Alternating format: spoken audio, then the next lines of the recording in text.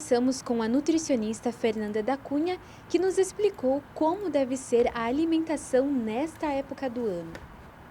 Então, nós sentimos mais fome no inverno, principalmente a gente tem uma demanda maior por ingerir carboidratos, alimentos mais gordurosos. É fisiológico e é normal, porque nós temos que manter a temperatura corporal, tá? Então, nessa tentativa do corpo manter a temperatura corporal, a gente tende a ingerir uma quantidade maior de alimentos, né? E essa demanda energética de calorias, ela não é tão grande quanto as pessoas imaginam.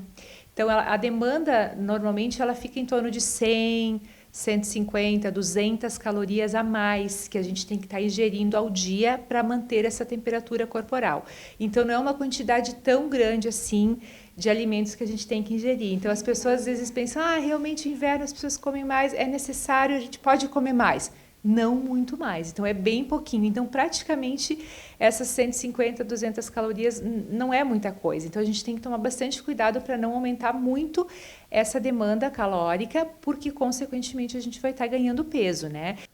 Como já sabemos, no inverno acabamos consumindo uma quantidade maior de alimentos, devido à exigência do nosso organismo em manter o nosso metabolismo acelerado.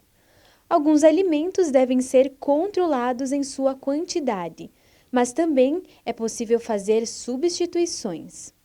Exemplos de substituições, né? Então, em vez de você consumir, por exemplo, sopa de agnoline, muita quantidade, que tem muita massa, muito carboidrato, a gente pode fazer sopas de legumes, com franguinho desfiado, então são opções mais leves. A gente não pode deixar de tomar uma sopinha no inverno, porque é bem gostoso, esquenta o corpo, mas a gente vai fazendo essa troca, né? Então, por exemplo, em vez de você fazer um chocolate quente, a gente pode substituir, por exemplo, os chocolates quentes, que são bem calóricos, pelos chás. Né? E os chás, eles são bebidas muito saudáveis, eles têm fitoquímicos, substâncias que vão contribuir muito para a nossa saúde. Então, é uma outra forma de substituição, né?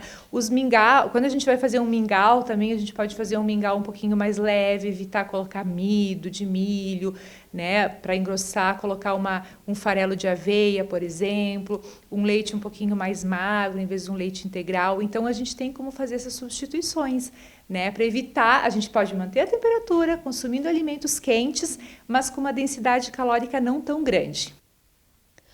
Um dos alimentos típicos nesta época do ano é a famosa sopa, que não deixa de fazer parte do cardápio de quem quer se esquentar neste inverno. Mas para ela ser saudável, é necessário acrescentar alguns ingredientes e tomar alguns cuidados.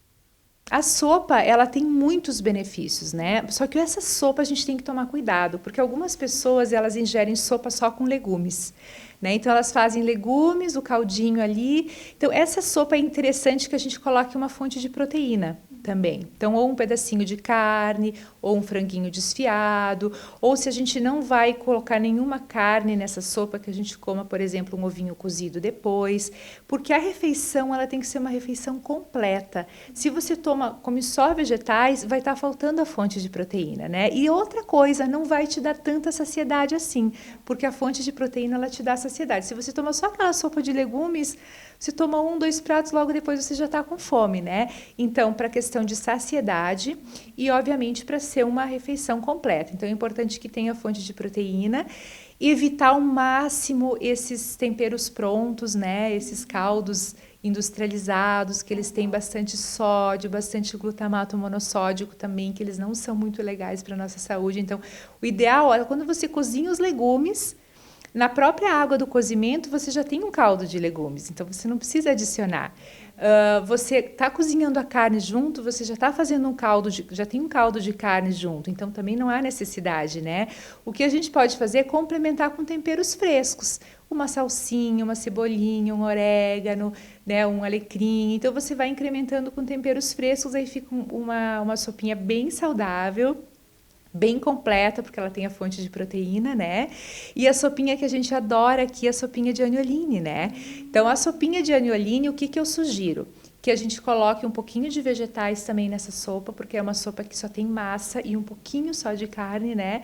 Então, a gente pode colocar pedaços de frango, pedaços de carne também nessa sopa de agnoline e incrementar com vegetais, porque aí você vai ter alguns legumes também nessa sua sopa, né? E aí a gente diminui um pouquinho a ingestão da massa, do carboidrato, né?